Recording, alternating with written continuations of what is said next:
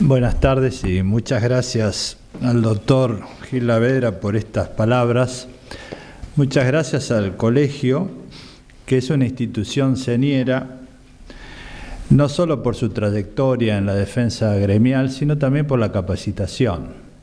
Nosotros estamos siempre al servicio de este colegio desde hace muchos años, porque yo creo que es un momento clave para vincularnos, para trabajar juntos, para capacitarnos y sobre todo para hacer un país mejor entre todos nosotros. Son tiempos difíciles para el ejercicio profesional y creo que este curso, que lo hemos conversado con el doctor Gil Lavedra, ayudará a que podamos cada uno de ustedes ejercer con mayor facilidad, brindarles algunos instrumentos, abrir nuevos campos. Tenemos que estar juntos, es un momento difícil para todos y nosotros tenemos la enorme responsabilidad de ayudarlos.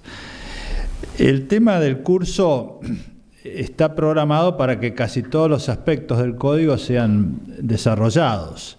En esta introducción nos vamos a referir a lo que es el centro de articulación del código, que es el título preliminar. Y vamos a referirnos a aspectos teóricos y prácticos, vinculándolos, porque en definitiva creo que lo más importante para todos ustedes son los aspectos más prácticos que ayuden en el ejercicio profesional. Pero inicialmente es importante señalar que en esta época todos los que alguna vez estamos vinculados con el derecho, no solo debemos hablar del derecho, sino también del Estado de Derecho. Porque es una época, el siglo XXI, en la cual advertimos que las democracias están en peligro. En casi todo Occidente hay un movimiento importante referido al deterioro de las democracias. Por ejemplo, hay un libro de Litvitsky en Harvard que se llama ¿Cómo mueren las democracias? Y se refiere a eso, que poco a poco hay un deterioro de los instrumentos internos de la democracia, una baja participación de la ciudadanía, y esto habilita a que los autoritarismos crezcan y se avancen sobre las libertades. Por eso es importante hablar del Estado de Derecho y del activismo que necesitamos que todos nosotros, tanto los abogados, abogadas, como todos los que integran el Poder Judicial en sentido amplio, las universidades, los ministerios públicos, tomemos la bandera del Estado de Derecho y empecemos a defender las instituciones. Porque hay también una idea muy difundida, que es la idea de la desilusión. Si nosotros vemos y analizamos históricamente los últimos 50 años de la Argentina, son generaciones enteras que se han desilusionado de lo que creyeron inicialmente. Consensos grandes, trabajosamente logrados, poco a poco se fueron deteriorando y frustrando. Entonces, es una era de la desesperanza y es una era donde las democracias están en peligro. Por eso es importante mencionar este contexto, porque lo que yo quisiera es hablar en términos de verbos. Los verbos son acción, invitarlos a actuar en el marco de los instrumentos que provee este código, porque ha sido pensado de esa manera. El primer aspecto que me parece relevante mencionarles en cuanto a los verbos es el verbo reconectar. Porque asistimos a un momento en el cual las instituciones están desconectadas de la sociedad y de esto nos tenemos que hacer cargo. Hay una enorme desconexión, la gran desconexión entre la política, en el sentido del manejo de la sociedad, del control, de la gobernabilidad, está totalmente desconectado de las necesidades ciudadanas.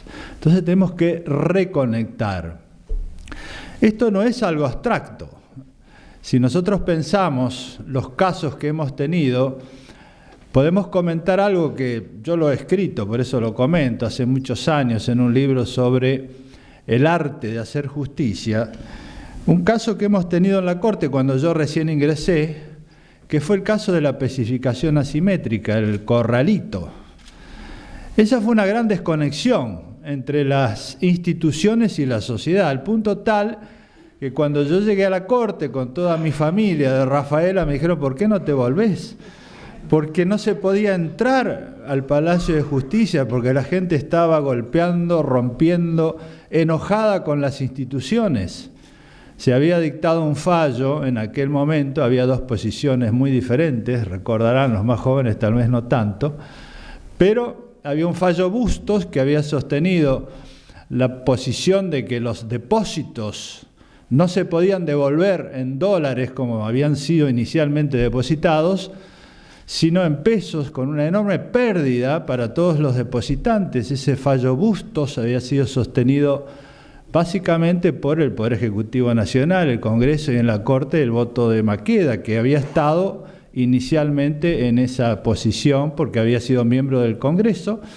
Y en la otra posición extrema, absolutamente distinta, estaba el doctor Fayt, que votó por la restitución en dólares. Nos costó 2 años de trabajo intenso reconectar, lograr un fallo que nos reconectara internamente, que fue el fallo Massa, y que además nos conciliara con la sociedad.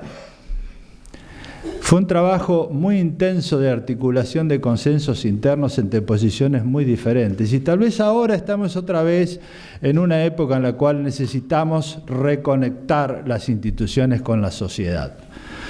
En aquel momento, yo cité en el fallo Massa la idea de Elster, que fue un autor que escribió un libro llamado Ulises y las sirenas, que decía que la Constitución es donde nosotros nos atamos para no caer en las tentaciones, como fue Ulises, que fue atado para que no caer en las tentaciones de las sirenas. Y nosotros nos desatamos permanentemente en la Argentina durante muchos años cada vez que hay una necesidad.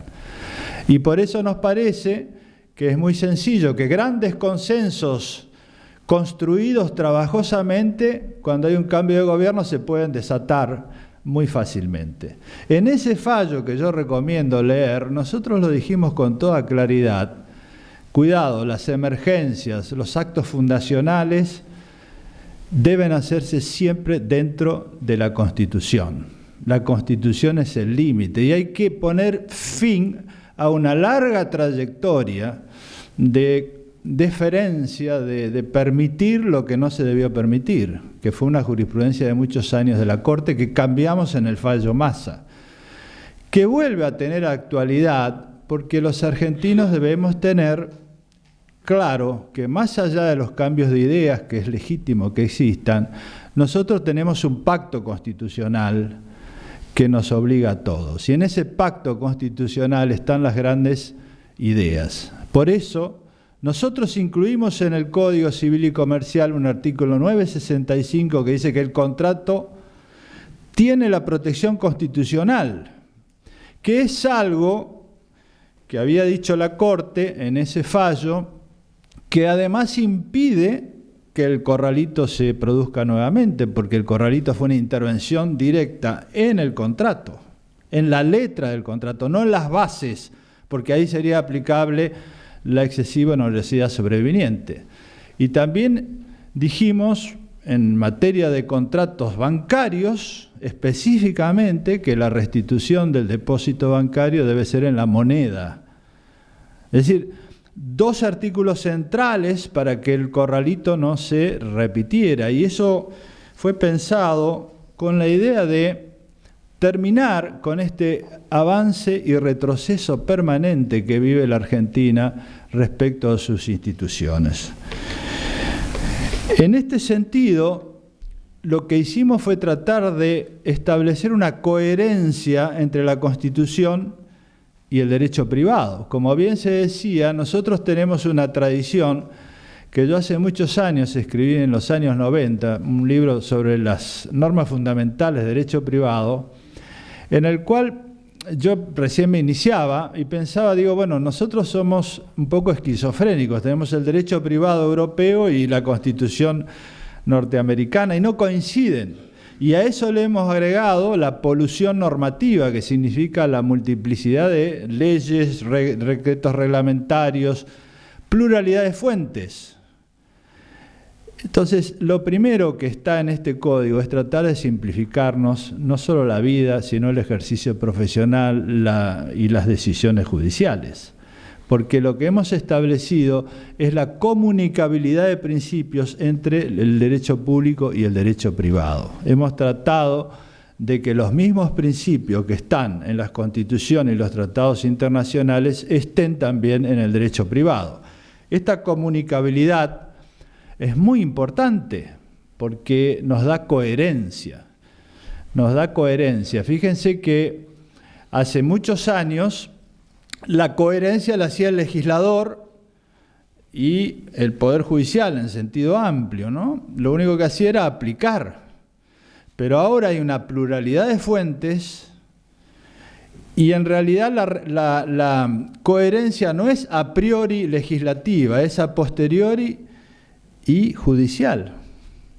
En cada caso se reconstruye el derecho y se aplica. Entonces esto es importante entenderlo y el Código adoptó esta posición. Brinda pluralidad de fuentes. Esto está en los artículos 1 y 2. ¿Qué significa esto? Que hay que hacer un diálogo de fuentes. Diálogo de fuentes en el caso. Entonces, esto es muy relevante porque nosotros ahora, cuando leemos una demanda, cualquier demanda, desde hace ya muchos años, no solo se cita un artículo de una ley, se cita la ley, el tratado, la Constitución, es decir, es una lectura vertical. Y tampoco van a encontrar ustedes una sentencia en la cual solo se resuelva con una cita de una ley, de un artículo de una ley. Se citan tratados internacionales, se citan constituciones, se citan precedentes. Entonces, a esto lo denominamos diálogo de fuentes. Es decir, hay que articular todas las fuentes en el caso. Esta idea es una idea original de Eric James, en la doctrina alemana, que nosotros hemos trabajado hace muchos años con Claudia Lima Márquez en Brasil, pero básicamente lo que importa es que hay una serie de principios claros en la Constitución que se aplican en el derecho privado y que se reconstruyen en el caso. Entonces, cuando uno tiene un código como este, que es un típico código del siglo XXI, tiene que entender que no es un código de disciplinas, como era en el siglo XIX, donde había civil, comercial separados. Es un código de articulación del derecho público y del derecho privado.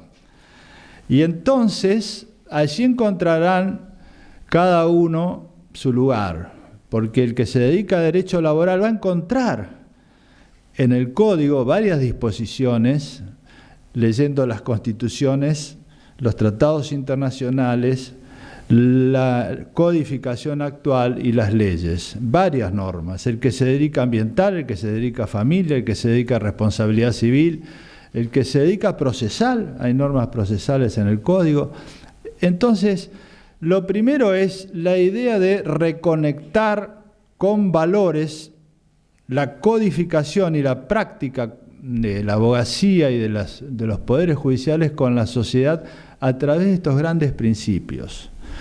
Fíjense que lo que la Constitución dice, proteger a los usuarios y consumidores, está en el Código, desarrollado ampliamente, no como algo tangencial. Está la protección constitucional del consumidor, está la protección en el Código a través de los tratos previos y del contrato y la relación de consumo, está la ley de defensa del consumidor y están las normas procesales.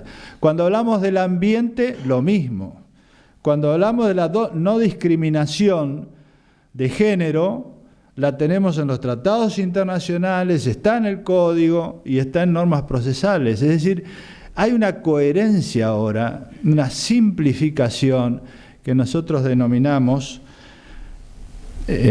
comunicabilidad de principios entre lo público y lo privado. Esto nos permite a nosotros avanzar en una idea más simple del derecho. El derecho son principios claros, porque si no tenemos principios claros, el pueblo no va a ser, como decía Bello, que va con el código en la mano para vivir de esa manera. Lo que necesita hoy nuestro pueblo son principios claros. porque la información es excesiva, abruma, pero cuando uno tiene demasiada información, a veces se pierde. Necesitamos principios claros. Está la buena fe, está el abuso del derecho. Por ejemplo, ¿tenemos derechos individuales? Sí, los tenemos. Pero una sociedad basada solo en la libertad del ejercicio de los derechos individuales es una sociedad que puede ser esquizofrénica, como lo escribió muy bien Ronald Dworkin en un libro que se denomina, que lleva por título El imperio de la ley. Entonces, ¿qué dice el Código? Están todos los derechos individuales. Por ejemplo, ejercer industria lícita, pero en el título preliminar dice de buena fe. Y en materia de bienes dice no puede avanzar sobre la flora, la fauna, la biodiversidad, es decir, el ejercicio del derecho con función social, con función ambiental. Podemos ejercer todos los derechos individuales, pero de buena fe. Por eso la buena fe, el abuso del derecho, están en el título introductorio, que es el principio de sociabilidad. Es decir, ejercicio de derechos individuales sí, pero vivimos en sociedad. Hay un límite. Lo mismo ocurre en materia económica con el ejercicio de la industria, que es ejercicio de la industria lícita, protegido constitucionalmente, pero el Código establece en el título preliminar la prohibición de abuso de posición dominante. Esto es comunicabilidad. Cuanto más concentración en el mercado hay, en la defensa, fíjense que el artículo 43 de la Constitución habla de relaciones de competencia.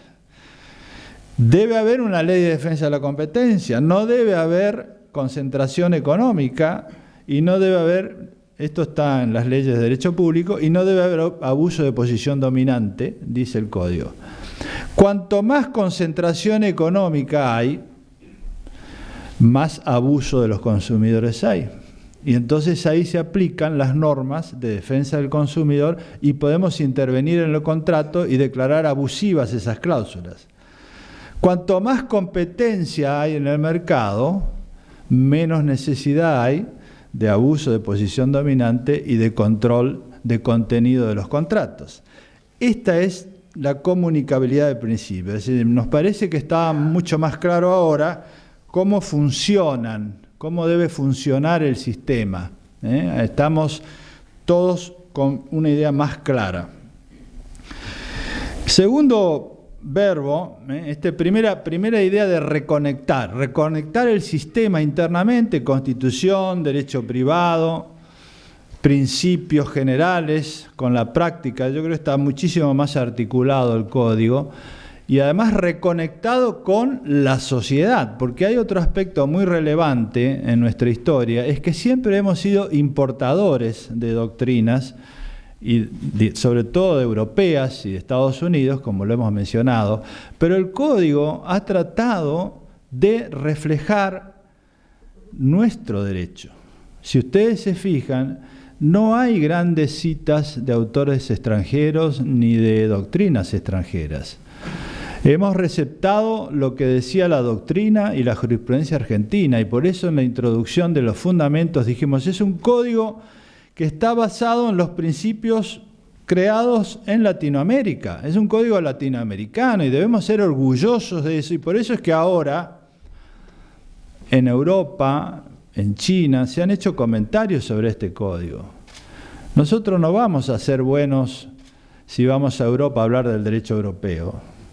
Vamos a ser buenos si nosotros somos capaces de crear algo original, y lo hemos hecho.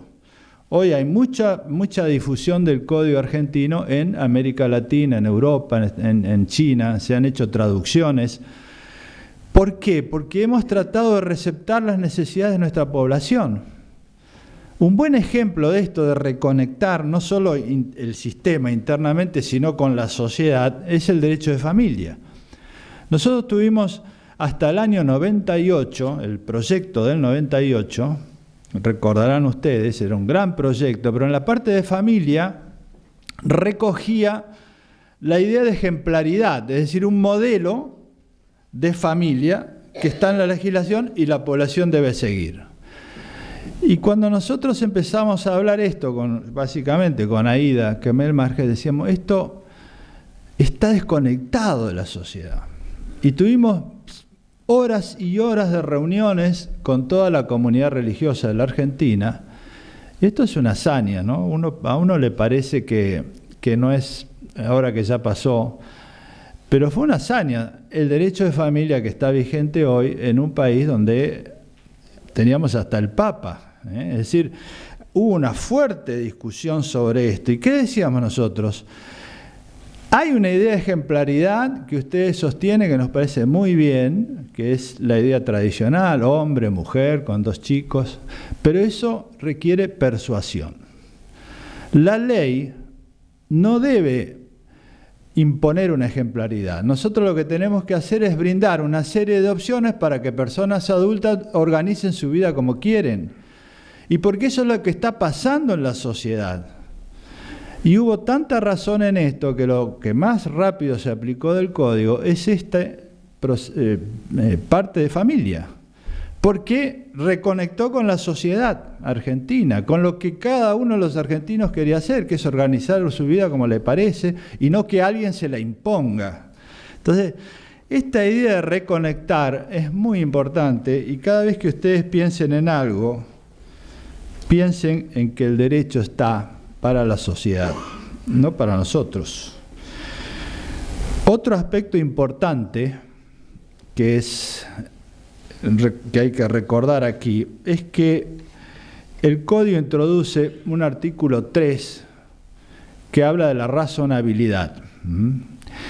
Esto también tiene importancia básicamente porque tenemos que reconectar con la sociedad. ¿Por qué tenemos que reconectar? El Poder Judicial, yo hablo de Poder Judicial en sentido amplio, ¿no? Involucra a todos. Las universidades, los colegios, los jueces, juezas. Muchas veces estamos desconectados de la sociedad y creemos que todo se basa en una decisión de autoridad. Y en este momento en particular, en el siglo XXI, tenemos un problema muy serio y es que las democracias que se han pensado como democracias de argumento, la idea del diálogo democrático que sostuvieron muchos autores, Carlos Nino, Habermas en Europa, muchas personas brindando argumentos diferentes y con base a eso se crean los consensos. Hoy se ha transformado esta democracia de argumento en una democracia de imputación. Es una democracia donde lo único que hay son acusaciones, denuncias. Esto lo dice muy bien Rosan Ballon en un libro sobre la legitimidad democrática. Rosan Ballon es un sociólogo francés. Esto es muy evidente en nuestro país y en casi todos los países. Es una democracia de descalificaciones permanentes, de deterioro, en la cual caen las instituciones, se deterioran, pierden credibilidad.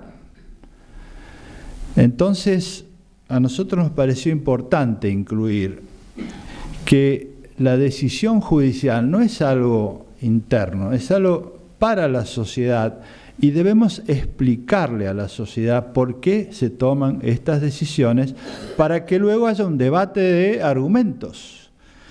Y este artículo 3, que recoge un antiguo principio del derecho romano, que es la obligación de resolver, le agregamos de resolver razonablemente. Y yo ya escribí varios textos en la Corte, en fallos, que les voy a mencionar, para trabajar esto, porque yo creo que es lo que tenemos que hacer en el futuro, tanto en la abogacía como en la jurisprudencia.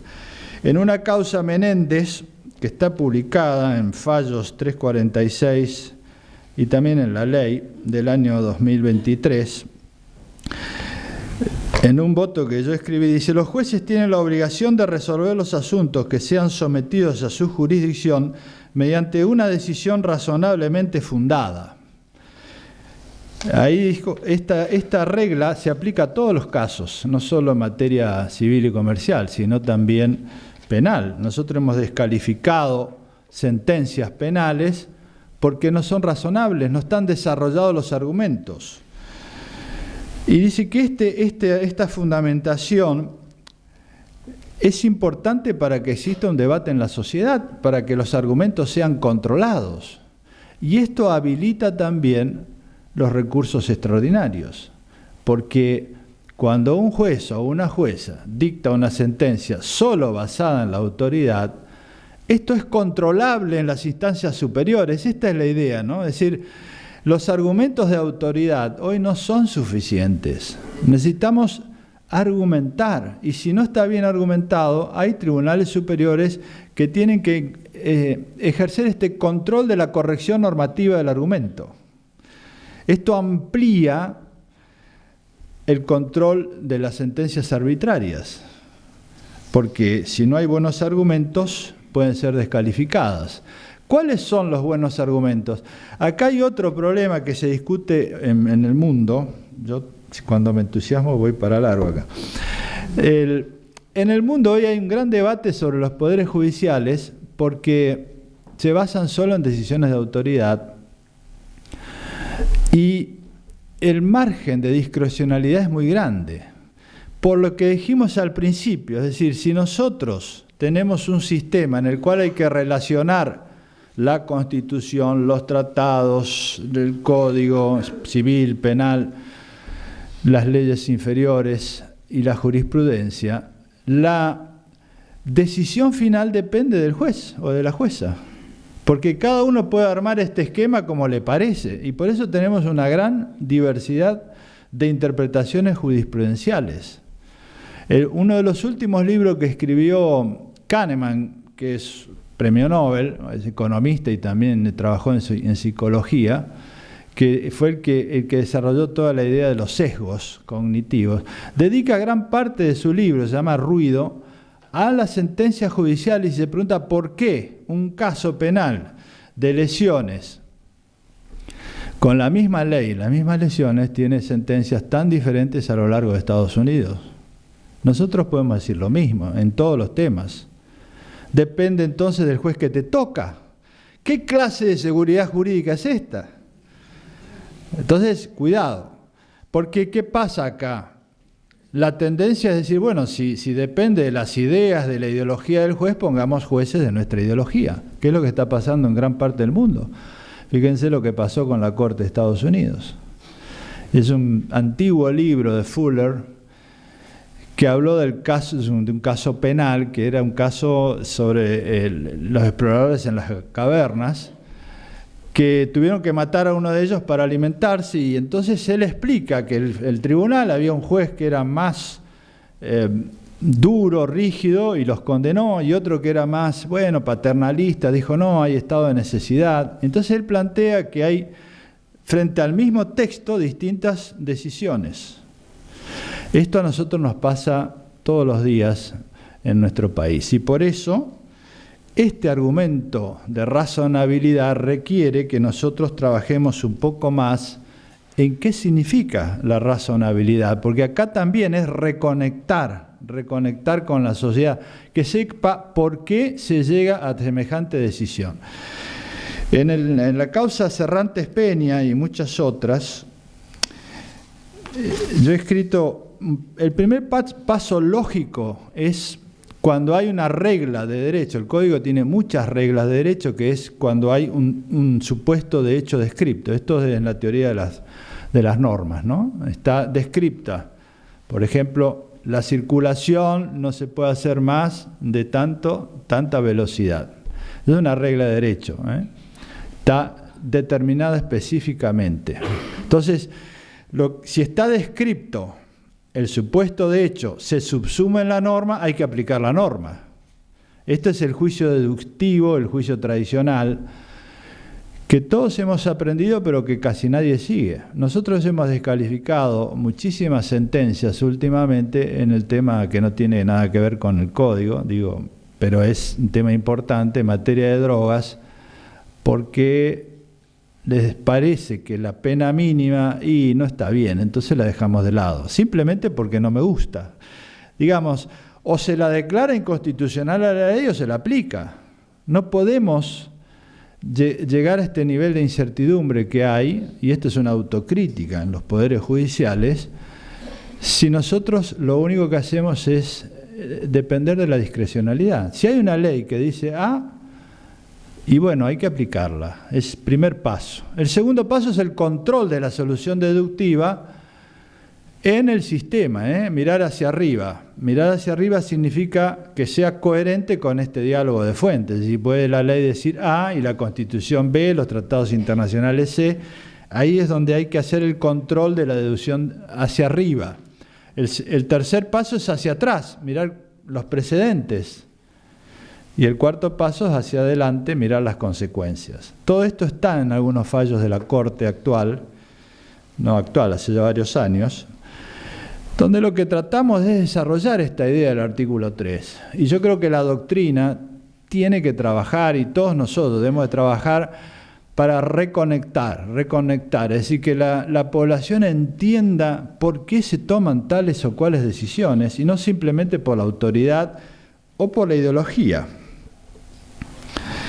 Vamos a ir ahora a otras partes más prácticas del código, más concretas.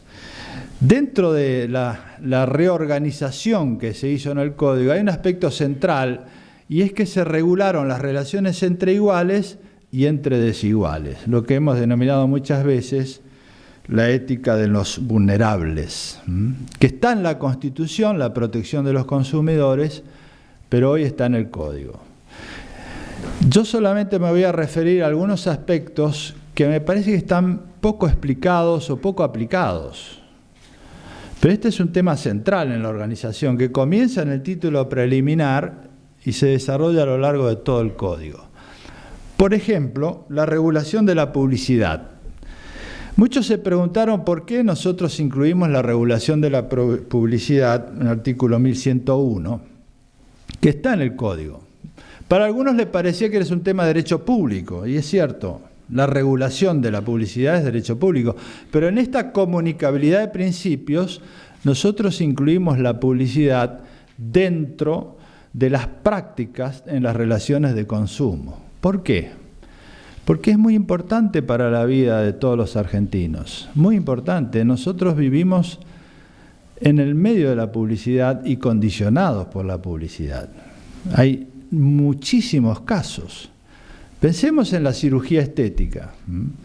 La inducción publicitaria en la cirugía estética es abrumadora, y hoy tenemos muchísimos casos en los cuales se prometen determinados resultados simplemente con una foto o con la publicidad, y así vienen las tragedias que hemos tenido. ¿Qué permite este 1101? Permite cuestionar la publicidad, no solo la publicidad física, sino digital, de manera preventiva. Permite la tutela preventiva frente a la publicidad inductiva, la que nos induce a hacer algo. Podemos frenar esa publicidad, podemos someterla a discusión, no solo en el aspecto individual, sino colectivo, porque el código introduce también la regulación de los intereses colectivos. Podemos controlar la publicidad en múltiples aspectos, porque esta es una realidad cotidiana. Por ejemplo, en materia de alimentos, hoy la publicidad diluye la frontera entre el alimento y el fármaco. Los que pueden compran alimentos porque tienen propiedades en la salud, y esta es la publicidad. Y si no tienen después esas propiedades, o si se miente, recordemos lo que pasó con el cigarrillo, con el tabaco. Hay muchos estudios, hay un libro, un volumen entero de la revista de Harvard dedicado a este tema. Durante 60 años mintieron con la publicidad. Yo escribí un artículo hace ya muchos años en homenaje a Tilio Alterini, que se llamaba Gordos, Flacos y Fumadores, refiriéndonos a este tema que hoy lo tenemos en el código.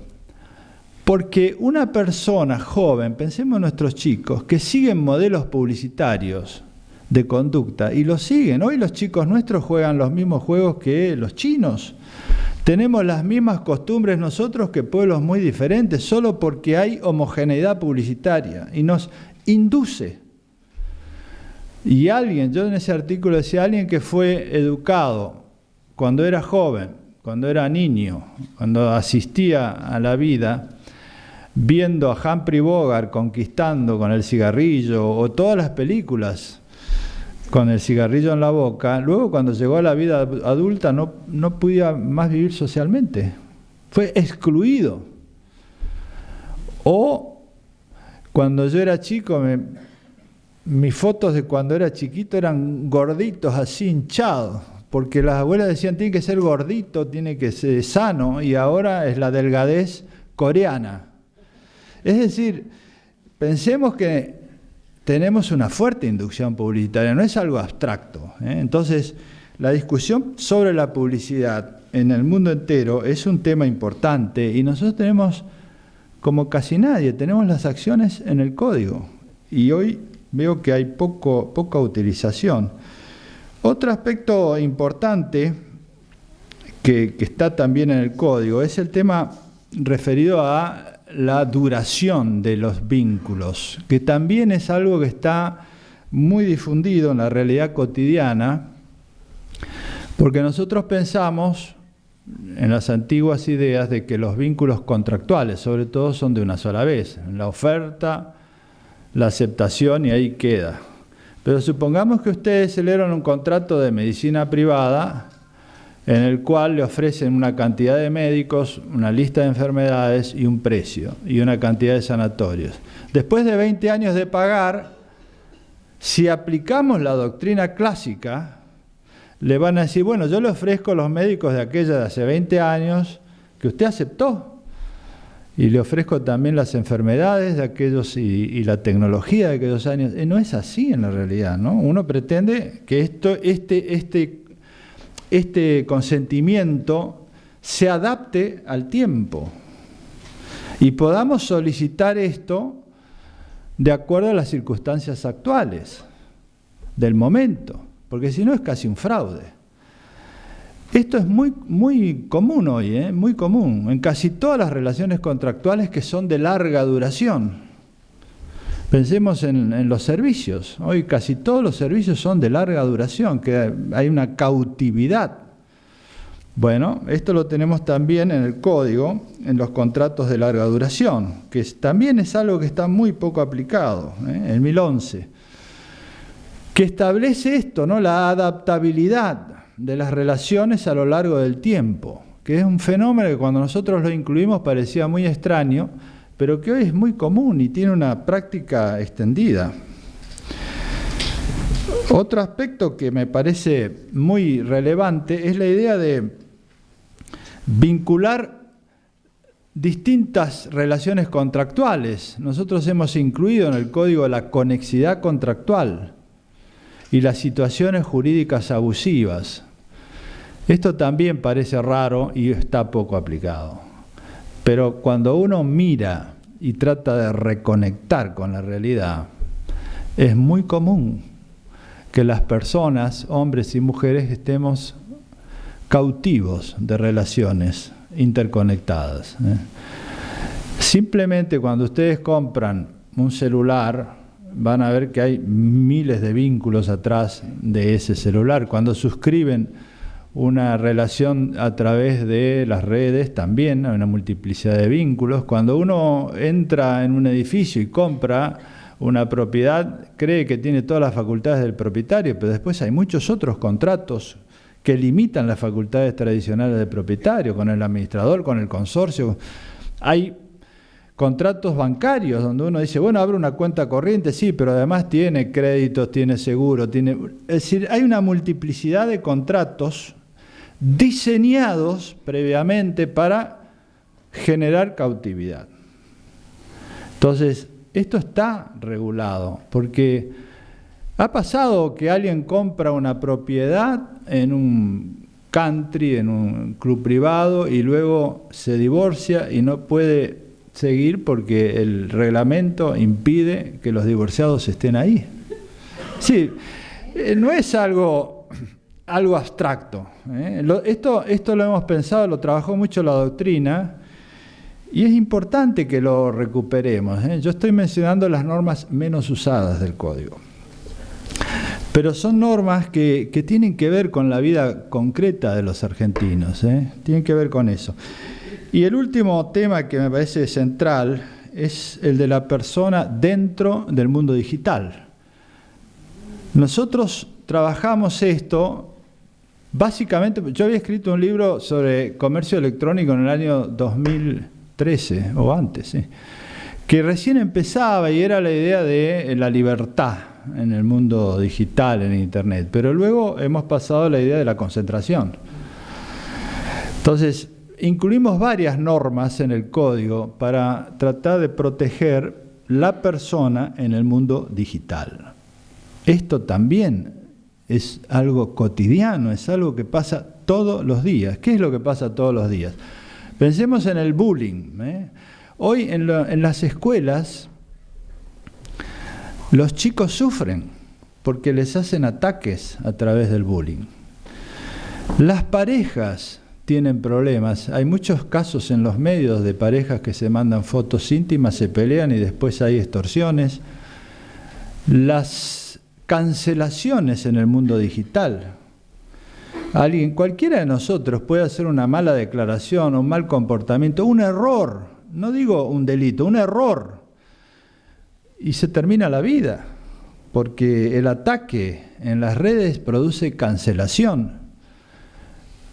La serie Adolescencia, la serie esta que tuvo gran impacto mundial, muestra que nuestros chicos, que nosotros creemos que están seguros en la casa, porque los tenemos allí, se vinculan con la computadora y a través de la computadora tienen acceso al juego. ¿Cuántos casos hay hoy de chicos que terminan muy mal, endeudados, o endeudan a sus padres, o les roban a sus padres por el juego digital? O la pornografía, o el terrorismo, la violencia, la discriminación, todo eso está en Internet también, no es que es solo jueguitos. Entonces, este tema que es tan importante tiene que ver con normas del código. Nosotros aprovechamos, en ese momento estaba que había introducido el doctor Borda en la reforma del año 68, el entrometimiento arbitrario en la vida privada, y nosotros ampliamos este texto permitiendo que cuando por cualquier medio se perturba la vida privada. Entonces, esto está los artículos 52 y siguientes, que son todos los derechos personalísimos, y también está la tutela preventiva y resarcitoria. Entonces nosotros tenemos acciones aquí para frenar, para pedir el freno, la detención de los ataques de este tipo, o el control si son ataques, o el control si son informaciones que desvirtúan. No termina, y el tema digital hoy es una gran discusión en el mundo, porque no es solo la inteligencia artificial. Nosotros estamos fanatizados hoy con la inteligencia artificial y a veces son modas. Yo recuerdo un ejemplo sencillo: cuando nosotros llegábamos al cambio de milenio, todo el mundo decía el derecho en el año 2000, el derecho en el año 2000. Escribimos 200 artículos, miles de congresos sobre el derecho en el año 2000 y terminó igual. No hubo grandes cambios. Y acá pasa lo mismo. Lo que yo escribí hace años, y creo que hoy lo seguimos sosteniendo, es que es la primera vez en la historia que el conocimiento técnico pasa de una generación a la anterior. Esto es real. Quienes están en el mundo tecnológico son los que están modificando el mundo y nos enseñan la inteligencia artificial y todas las tecnologías. Y los chicos nos enseñan a los adultos. Esto nunca ocurrió. Ahora, los problemas centrales siguen siendo los mismos y la sabiduría se sigue transmitiendo de una generación a la siguiente, porque es la experiencia acumulada. Entonces, el abuso sigue siendo el mismo. La explotación, el control social, siguen siendo los mismos. Lo que tiene el ecosistema tecnológico, digo ecosistema porque estamos hablando de la inteligencia artificial, que hay varias, generativa, predictiva, bueno, todas las clases de inteligencia artificial. Tenemos las tecnologías de la vida, que hoy prolongan la vida humana, pero pueden crear seres humanos de distintas categorías. Es decir, la idea de que somos todos iguales ante la ley puede no ser cierta. Entonces tenemos un problema acá importante para discutir. Todo esto está de alguna manera inserto en una serie de disposiciones en el código, pues nosotros hemos tratado de que todas las normas de tutela se puedan aplicar al mundo digital. Fíjense que en el área del derecho internacional privado, nosotros incluimos dos normas, una relativa a la ley aplicable y otra a la jurisdicción, que permite aplicarlas donde estamos. Porque uno de los problemas centrales del mundo digital es que no hay espacio ni tiempo. ¿Dónde se litiga? Bueno, donde sea, donde a uno le causó el problema. Esto es muy práctico y lo menciono porque tampoco hay gran conciencia de que esto se puede hacer. Pero frente a este avance del control social, piensen ustedes, un chico que hoy o una chica que hoy tiene 10 años, cuando tenga 50, toda su vida va a estar en el mundo digital. Todo. Y a lo mejor va a pedir trabajo y le van a decir, no, mire, no se lo puedo dar porque usted hizo tal o cual declaración. O en el código genético que está en Internet, es probable que usted tenga tal enfermedad y entonces el seguro lo va a pagar más caro. O la información crediticia. O todo, las fotos que se sacó, las fiestas a las que asistió, las páginas que vio. El control social puede ser dramático. Entonces, tenemos acá una cantidad de instrumentos para ayudar a reconectar con estos chicos que están en peligro. Sobre todo los adolescentes están en peligro. El artículo 1770 prevé estas acciones. Y toda la parte de derecho internacional privado relativa a las relaciones de consumo permite, digo para hacer las relaciones, permite la ley aplicable, la jurisdicción, y los artículos 52 y siguientes protegen el honor, la identidad, todos los derechos personalísimos, y luego en materia de responsabilidad tenemos la acción preventiva. Es decir, tenemos los instrumentos, pero tenemos que ser más activos. Hay una idea muy difundida, lamentablemente, de la gran desconexión, no solo de las instituciones de la sociedad, sino de los seres humanos respecto de los valores. Cuando uno piensa lo que era la juventud hace 30, 40, 50 años, que estaba entusiasmada en grandes ideales de transformación, si eran de izquierda, creían en el socialismo, en una teoría, esto lo denominamos teorías de desarrollo progresivo, es decir, la sociedad va a evolucionar hacia un estado mejor, más igualitario, y quienes eran conservadores, de derecha, como lo quieren llamar, decían, bueno, el capitalismo va a evolucionar hacia una época en la cual va a ser más perfecto y va a distribuir, va a derramar. Hoy los chicos no creen en eso. A nadie se le ocurre ni siquiera invocar a Mao ni a nadie, ninguno de las grandes discusiones que había hace 30 o 40 años. ¿En qué creen los chicos? En nada. Es una generación que está desencantada y nosotros somos responsables. Hace muy poco tiempo hicimos un evento de la World Jurist Association y estaba ahí una de las juezas de la Corte de Estados Unidos, de las que opina siempre en disidencia, Sonia Sotomayor, hizo una reunión con todos los chicos de distintos países del mundo, de todos los países, ¿sabían? De chicos de 10 a 20 años. Y les dijo, miren, el mundo es un desastre y nosotros somos los responsables. Tenemos que hablar más, tenemos que discutir más y tenemos que tratar de resolver esto juntos con las generaciones que vienen. Pero las generaciones que vienen, la mayoría de ellos, decían, es como que no les interesa demasiado. Este diálogo nos resulta difícil porque hay desinterés. ¿En qué creen? Bueno, de los grandes relatos pasamos a los microrelatos, las microidentidades. Hoy, si ustedes analizan con quiénes se identifican hoy, la mayoría de las personas jóvenes, hay muchísimo más conexión con influencers, Cualquier influencer tiene más que un partido político, cualquiera. O un jugador de fútbol, un artista. Son microidentidades que a su vez van cambiando rápidamente y entonces caen en la desorientación.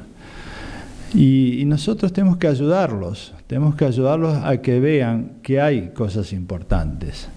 A mí me parece que es un momento para recordar un libro que hace muchos años escribió Milan Kundera, que se llamaba La insoportable levedad del ser, ¿no? Y yo a veces le digo a los chicos, miren que esta levedad, esta idea de que bueno, todo pasa, yo no me comprometo, yo no me interesa, en algún momento es insoportable, porque hay una inquietud interior, todos tenemos alguna inquietud interior. Tal vez lo más importante es entusiasmarlos para que estén detrás de ideales compartidos. Por eso vuelvo al principio, para mí lo más importante que se trató de hacer con este código es identificar grandes valores dentro del sistema jurídico argentino. Porque como nosotros, no solo los jóvenes, nosotros también cambiamos, cada gobierno cambiamos de ideas y de todo, hay una serie de principios y valores fundamentales que forman parte del contrato social de los argentinos. Y esto lo hemos dicho muchas veces en la Corte.